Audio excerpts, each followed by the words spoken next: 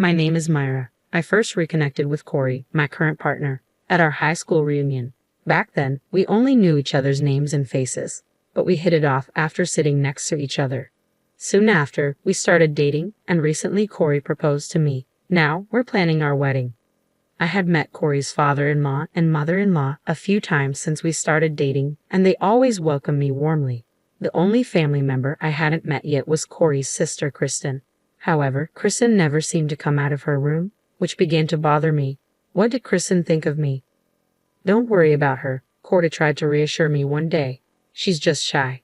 I felt relieved hearing Corey's words, but our assumption that Kristen was simply shy turned out to be a major mistake. We're so happy that you're going to be Corey's wife, Corey's mother said enthusiastically one day. Corey, you've really stepped up. Make sure you make Myra happy. I will, Corey replied with a smile. When we finally told Corey's parents about our plans to get married, they were thrilled. We just need to tell Kristen too, Corey's mother said, leaving her seat. As Corey, his father, and I were chatting, a loud voice suddenly came from Kristen's room, startling us. We heard the sound of a door slamming, and then Kristen stormed into the room, glaring at me. I will never accept this marriage, she exclaimed angrily. Hold on, Kristen, Corey's mother said, following her. Let's talk about this. But Kristen didn't stop. Marriage is disgusting. Just the thought of having strangers in the house is bad enough. But getting married? Seriously, no way. That's just gross. Kristen's father raised his voice in anger, but Kristen ignored him. She scanned me from head to toe, crossed her arms, and snorted. Corey's taste in women is just awful. Why on earth would he marry someone as unattractive as you? Just thinking about what the kids would look like sends shivers down my spine. Can Corey even handle raising a child like this? Of course he can. What are you even saying, sis? Corey interjected, clearly upset. Anyway, I'm against this marriage. I don't want her in our family. Don't you dare show your face here ever again. At Kristen's outburst, Corey and his parents scrambled in panic, trying to silence her. Their voices seemed to echo from far away as I gathered myself. I stood up and found myself saying something I never thought I would. Fine. I won't ever come back to this house, Myra, I said, addressing Corey. I'm sorry for my sister, but I want to marry you. Yeah, I still want to marry Corey, I continued, my voice steady. We will get married, but I will never come to this house again, and I will never see Kristen for the rest of my life. This discussion is over. I said I don't want you to get married. Kristen yelled angrily, but I ignored her. I started to prepare to leave. As I was walking out, I glanced back at Kristen and said firmly, I don't need your approval for the marriage. Corey's parents' blessing is more than enough. Rest assured, since we'll never meet again, there won't be any awkward family get-togethers. No matter how much you object, I won't give up on Corey. Goodbye. I'll never forget what you've said to me.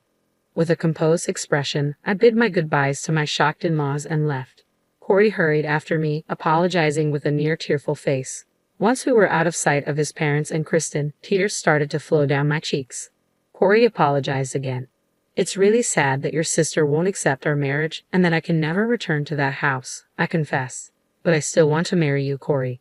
I'm sorry I'm not the woman Kristen thinks I should be. Holding back tears and with a trembling voice, I spoke from the heart.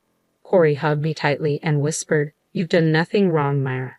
Feeling his warmth, I reaffirmed my commitment to marrying Corey as I had declared. Corey and I eventually got married and began our life together. We had a beautiful wedding, but both of us agreed not to invite Kristen. Corey's parents repeatedly apologized for Kristen's behavior, but our relationship with them remained strong and supportive. Blessed by our family, except for Kristen's disapproval, Corey and I started our married life. However, Kristen was furious when she found out we had gotten married. She called Corey on our wedding night, yelling, Why did you marry such an awful woman?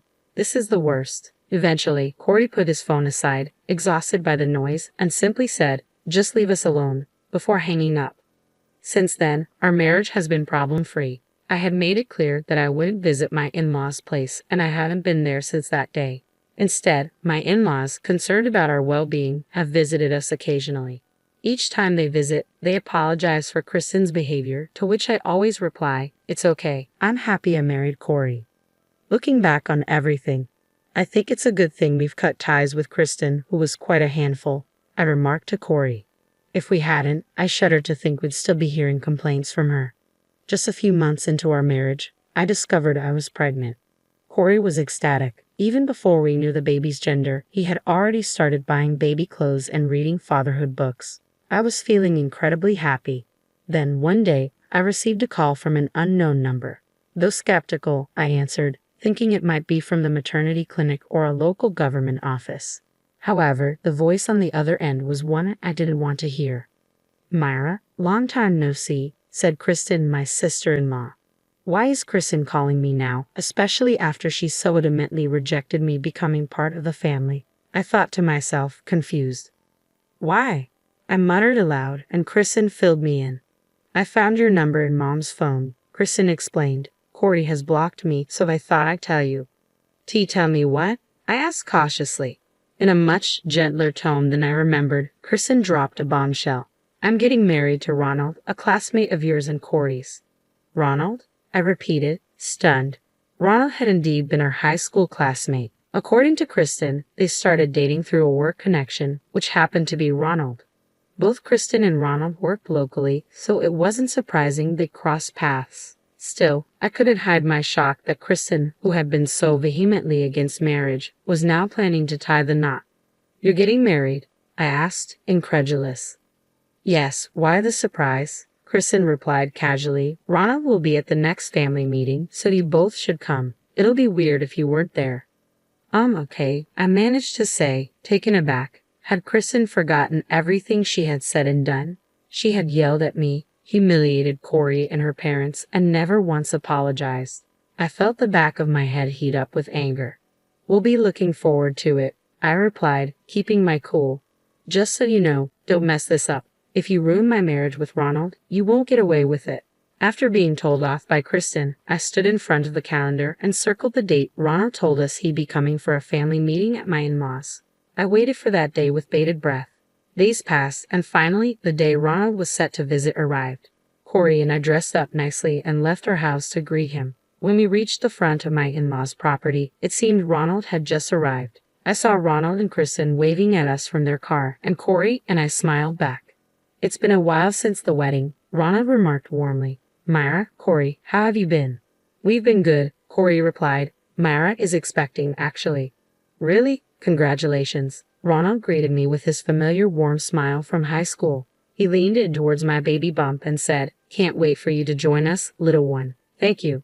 "I'm not allowed inside the house anymore, so Ronald, I'm sorry, but I'll have to consider this family meeting over," I said calmly, standing next to Ronald. Kristen looked towards the property of her in-laws and gently said, "Let's go." "No," I responded with a smile. "I'm not allowed inside the house anymore, so Ronald, I'm sorry, but I'll have to consider this family meeting over." "Huh?" Kristen's face flushed with rage, while Ronald looked puzzled. Realizing Ronald was clueless, I decided to clarify. When Corey and I came to introduce ourselves as a couple, Kristen opposed us. She said we were not welcome, that our union was disgusting, and that we should never come back. We married despite her, and that's why she didn't come to our wedding. "What?" Kristen told me she was sick during the wedding. Ronald interjected. "That's not true, Myra. What are you talking about? Stop lying." Kristen tried to suppress her anger. I couldn't help but chuckle. "I mean, come on, Kristen. You've got amnesia or something. You've made fun of me countless times. You even told me to my face that I'm ugly, said the baby I'm expecting will have my face, and questioned if Corey could raise such a child. Forgotten all that, Ronald. Everything Myra is saying is a complete lie." "What are you talking about, Myra?" "Stop saying stupid stuff," Kristen retorted. "Just so you don't forget, let me remind you, I will never enter this house, and I will never forget what you've said to me," I said firmly. Kristen looked at me with cold eyes and forcibly grabbed my hand. "Enough of this nonsense. Even Ronald is losing patience. Let's get inside." Corey and Ronald released my hand from Kristen's forceful grip. Kristen fell flat on her butt, looking dazed. Her pretty dress was now soiled with dirt. Ronald didn't offer her a hand and just looked down at her. "Is what Myra's saying true?" Ronald asked, his tone serious. "It's a lie. All lies. Myra has a problem with making stuff up, right, Corey?" Kristen almost threatened with her tone. "Sis, you're embarrassing yourself," Corey sighed. "What Myra is saying is true. If you're thinking of marrying Ronald, you better acknowledge this aspect of yourself." Upon hearing Corey's words, Ronald paused for a moment and then started walking towards the car. Wait. Kristen chased after Ronald in her dirt-covered dress, but he wouldn't let her into the car. I may be overstepping by intervening in my brother's marriage, but I can't consider marrying someone who insults not just me, but even a child who isn't yet born, I stated firmly. No offense to the family, but I'll be going home today. We'll talk some other time. Don't say that, please, Ronald pleaded. Corey, Myra, thanks for letting me know about Kristen before we got married. Ronald thanked us and drove away. Kristen chased after the car, crying along the way. She stumbled and fell, continuing to cry. You'd think her own brother Corey would go to help, but instead, he took my hand. Let's go. I can't let someone who yanks a pregnant woman's hand around be in the same space as Myra, Corey said as we walked back home. Kristen's cries lingered in the air after we arrived home. Corey contacted his parents-in-law, and after being advised to share our greetings, we stood at the front of the property and revealed the truth about the past. Corey explained that Kristen and Ronald's engagement had likely fallen apart. My in-laws responded sympathetically, saying it couldn't be helped. When they visited us later, I apologized for what I had done to Kristen, even if it was out of revenge. They reassured me, don't worry, what she did was true. According to my in-laws, Kristen had isolated herself in her room ever since her engagement broke off. Ronald, who had a stable government job, ensured a stable life. But Kristen quit her job early on and is now unemployed. I heard she sneaks into the kitchen late at night to grab a meal, almost as if she's stealing it, then retreats to her room, avoiding any contact with her parents. Kristen's behavior remained unpredictable. Both Corey and I blocked Kristen's phone number. We moved to a bigger house in preparation for the baby on the way and specifically asked my in-laws not to share our new address with Kristen. It seemed like the right decision. After we moved, Kristen went to our old place, banging and kicking the front door, shouting to be let in. Her loud disturbance led a neighbor to call the police. Seeing Kristen causing legal trouble, my in-laws reached their wits' end. They regretted spoiling her and eventually kicked her out of their home. They provided enough money for her to live on her own for a while. Since then, I've heard Kristen has been making ends meet in a small apartment with a part-time job. As for Corey and me, we welcomed a healthy, beautiful baby into the world. Just as Kristen had said, our baby did resemble me, and she was an adorable little girl. Looking back at when Kristen opposed our marriage, I'm convinced that my unwavering decision to marry was the right one. Thanks to the courage I had back then to stand up to Kristen, I am now enjoying a happy life with a loving husband and our precious daughter.